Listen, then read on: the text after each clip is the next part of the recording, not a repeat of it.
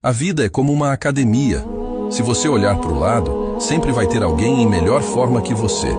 Mas se olhar para o outro, tem alguém que daria tudo para estar na sua posição. No ginásio da vida, não é sobre quem está à frente ou atrás. É sobre o seu progresso. Cada repetição, cada passo, cada avanço são suas vitórias. Não se compare com os outros. Fique focado no que você está construindo. Sempre vai ter quem parece ter mais, mas também tem quem te admira e gostaria de estar onde você está.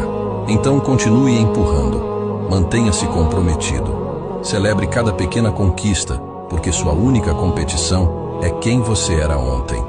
No final das contas, é assim que você vence.